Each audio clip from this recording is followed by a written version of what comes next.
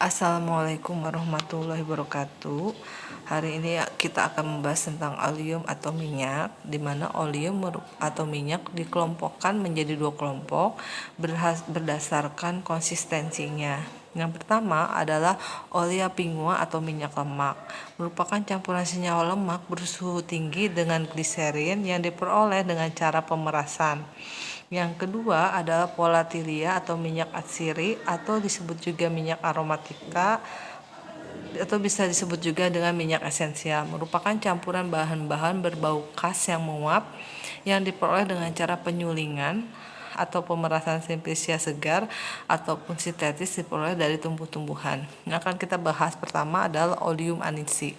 Oleum anisi dengan nama lain minyak adas manis mempunyai nama tanaman asal Pimpinella anisum atau Pimpinella perum, merupakan keluarga dari Apiaceae. Zat berkhasiatnya adalah anetol, metal kapikol, anisa aldehid, dan terpen. Penggunaannya sebagai obat batuk atau perangsang peristaltik pada mulas. Sediaan yang biasa ada mengandung minyak anisi adalah benzoic opium tincture, amonii anisi spiritus, dan potasio alba. Pemberiannya itu merupakan cairan tidak berwarna atau kuning pucat, membias cahaya dengan kuat, bau khas aromatik, rasa khas agak manis jika sejuk menghablur. Cara memperolehnya dengan cara penyulingan uap buah yang masak.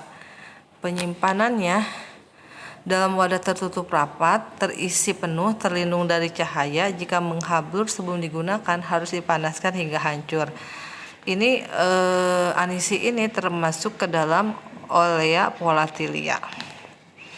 Kemudian oleum arachidis atau minyak kacang atau peanut oil mempunyai tanaman asal Arachis hypogea, keluarga dari leguminosae. Zat berkhasiatnya adalah gliserin dari asam oleat, linoleat, asam palmitat, asam hipogeat, asam lignoserat, dan asam arakidat. Penggunaannya sebagai pengganti minyak zaitun untuk pembuatan margarin atau sabun. Sediaannya adalah metil salisilat liniment, Peruvianum emulsum 2. Pemberiannya biasanya cairan berwarna kuning pucat, bau khas lemah, rasa tawar. Cara memperolehnya biasanya dimurnikan, diperoleh dengan cara pemerasan biji yang telah dikupas. Penyimpanannya dalam wadah tertutup baik, terisi penuh. Nah, kalau arachidis berarti termasuk ke dalam volatilia. Kenapa? Walaupun dia dengan cara pemerasan biji yang telah dikupas, tapi sebelum jadi minyak arachidis dia dimurnikan terlebih dahulu. Makanya termasuk ke dalam oleum volatilia. Selanjutnya adalah oleum auranti, merupakan minyak jeruk manis, mempunyai nama tanaman asal Citrus sinensis. Keluarganya adalah Rutaceae. Zat berkhasiatnya adalah dilimonen, campuran sitral dan citronellal. Persyaratan kadarnya, kadar aldehidnya tidak kurang dari 1% dan tidak lebih dari 3%. Penggunaannya itu sebagai obat bronkitis menahun dan bahan pewangi. Pemberiannya cairan kuning muda atau coklat kekuningan, bau khas aromatik, rasa khas. Cara perolehnya biasanya dengan pemerasan kulit buah terluar yang masak dan segar. Ini biasanya aurantisi bisa secara termasuk ke dalam oleum pingua.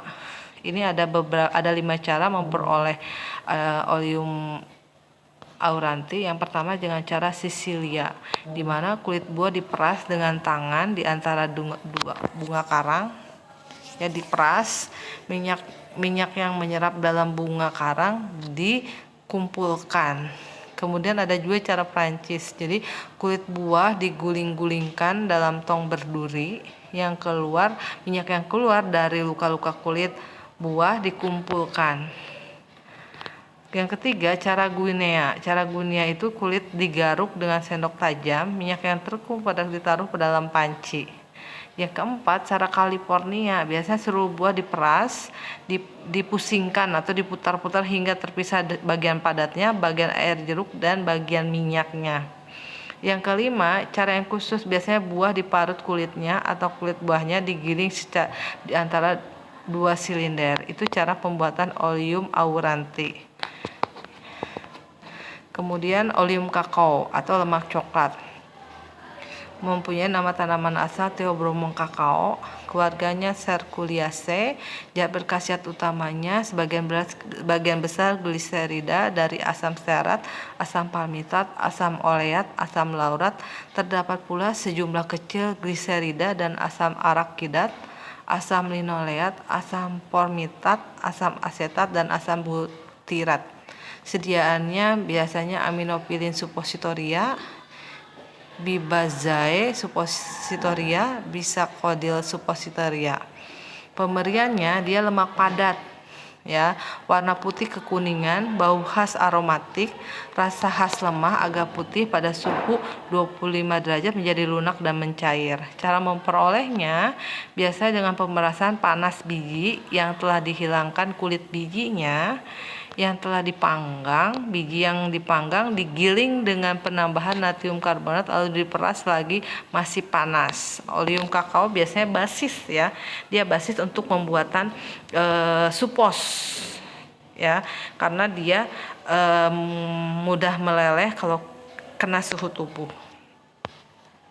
Yang terakhir adalah Oleum kayu putih, ya, nama lainnya ada minyak kayu putih, berasal dari tanaman asal Melaleuca leucandendra atau Melaleuca minor. Keluarganya adalah Myrtaceae. Zat berkhasiat utama atau isinya ada sineol, kayu putol, terpinol bebas atau sebagian ester dengan asam cuka, asam mentega, asam palerat. Persyaratan kadarnya, biasanya kadar sineolnya tidak kurang dari 50% dan tidak lebih dari 65%. Penggunaannya sebagai obat gosok pada sakit encok dan rasa nyeri lainnya. Sediaannya biasanya balsam rubrum, metil salicylate liniment, timoli, solusi aromatik. Pemberiannya cairan tidak berwarna, warna kuning atau hijau, bau khas aromatik, rasa pahit. Cara memperolehnya dengan cara penyulingan uap atau penyulingan air.